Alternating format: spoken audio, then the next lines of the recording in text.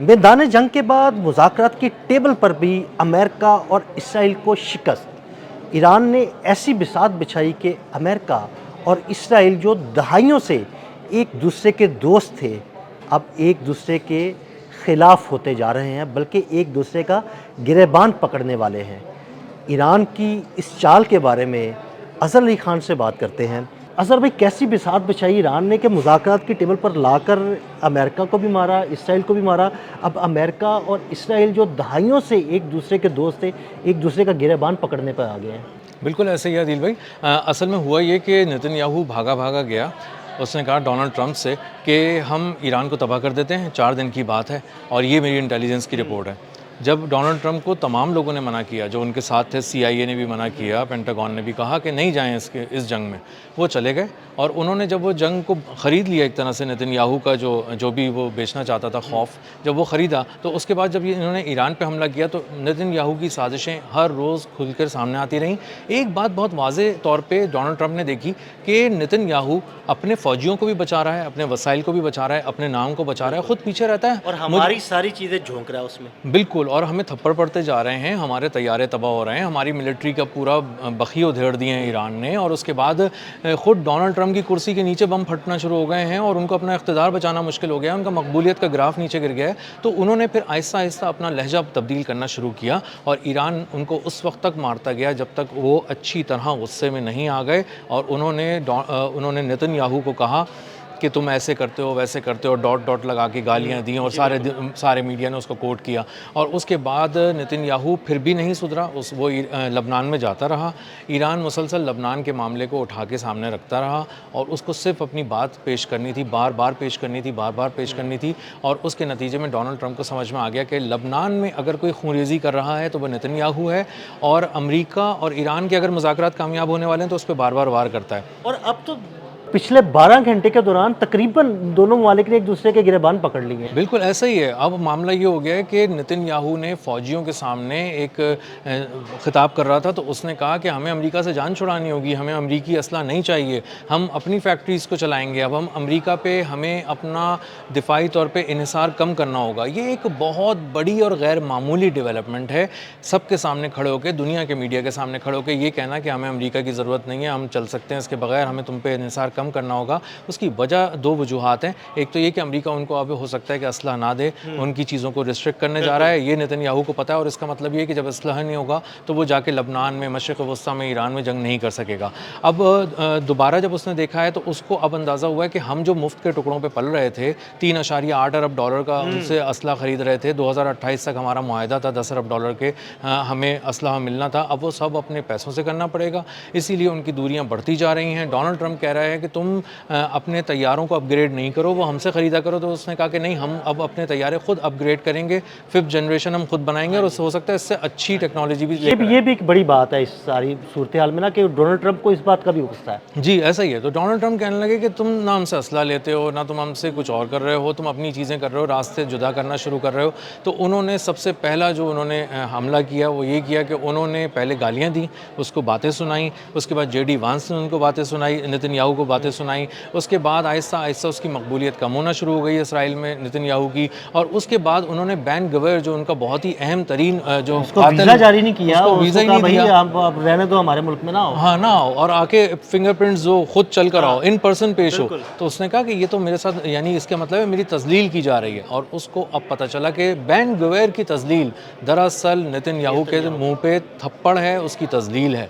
और नेतन्याहू ने इसीलिए बहुत ही दो टोक अल्फाज में फ़ौजियों के सामने बैठ के कहा कि अब हमें अमेरिका की ज़रूरत नहीं है, अब हमारे रास्ते जुदा हैं और हम अब अपने हिसाब से देखेंगे, हम अपनी चीज़ों को करेंगे। और हम, अमेरिका कौन होता है हमारे मामले में टांग अड़ाने वाला? लबनान में अगर हम हैं तो हम हैं और लबनान है, बीच में अमेरिका कहाँ से आ गया? तो वो क्यों कह रहा है और वो क्यों मुआहदे में लिखवा रहा है ईरान के साथ? ईरान कौन होता है इस मामले में आने वाला?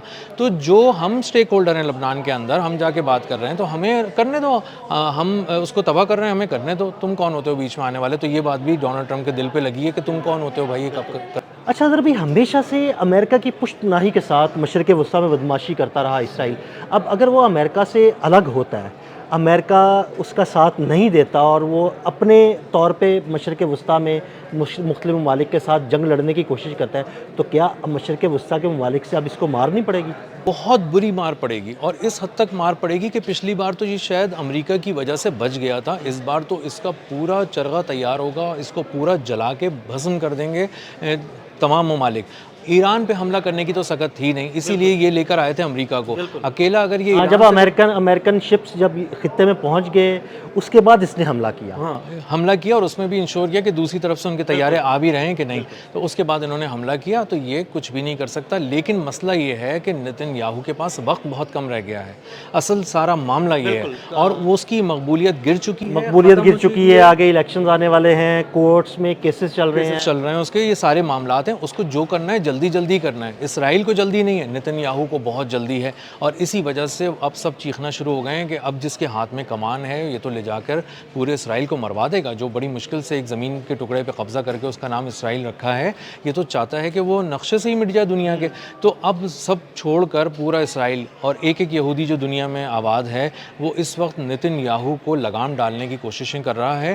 اس کی وجہ یہ ہے کہ اگر یہ اکیلا جا کے اس نے عجلت میں کوئی حملہ کر دیا، کسی جگہ پہ ایک نئی جنگ چھیڑ دی، تو اسرائیل ختم ہو جائے گا جوابی حملوں میں۔ اگر بیلسٹک میزائل اور ہائپر سونک میزائل جس طرح ایران مار رہا تھا، اگر ایران مارتا رہے، امریکہ بیچ میں سے ہٹ جائے، اور اس کی دفاعی لائن تو تباہ ہوئی ہوئی تھی، تو آپ سوچیں کہ وہ کس چیز کو تباہ نہیں کرے گا۔ اتنا چھوٹا سا تو ایک ملک ہے ایران، کتنا بڑا، اس کے 8 سائزز کے برابر ایک ملک ہے، وہ تو اس کو کھا جائے گا، اس کو تباہ کر دے گا۔ تو اگر آپ صرف حزب اللہ کو ہی لے لینا، تو حزب اللہ شمالی اسرائیل سے صرف حزب اللہ کا ہی مقابلہ اگر اسرائیل کو کرنا پڑ جائے تو وہ بھی اس کے لیے بڑا مشکل ہے، اور اس کو پتہ چل گیا ہے نا اچھی طرح۔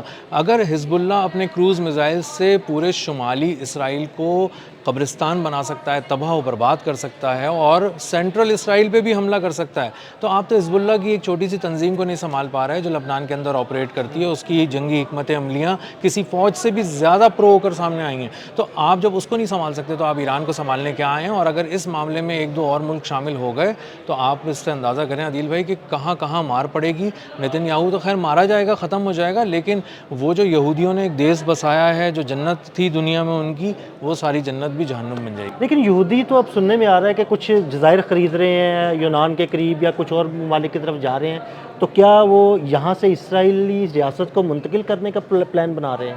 وہ چاہ رہے ہیں کہ گریٹر اسرائیل بنائیں، اور گریٹر اسرائیل کا مطلب مشرق وسطیٰ نہیں ہے، پوری دنیا ہے، اور اس کے لیے وہ قبرص میں، یعنی سائپرس جو انگریزی اس کا نام ہے ملک کا، وہاں جا کر زمینیں خرید رہے ہیں، اور ہنگری سے بلا رہے ہیں، ادھر ادھر سے بلا رہے ہیں، سائپرس سے بھی خرید رہے ہیں، کچھ یونان کے کچھ جزائر بھی خریدنے کی باتیں ہو رہی ہیں۔ جی، تو وہاں پر آنا شروع کر دیا انہوں نے، قبضہ کرنا شروع کر دیا۔ قبرص میں تو کچھ جگہیں ایسی ہیں جہاں انہوں نے کہا کہ ہم نے 70% جگہیں خرید لی ہیں، اس لیے ہمارا ہی زور چلے گا، آپ لوگ ذرا یہاں سے باہر نکل جائیں اور ہٹا دیں۔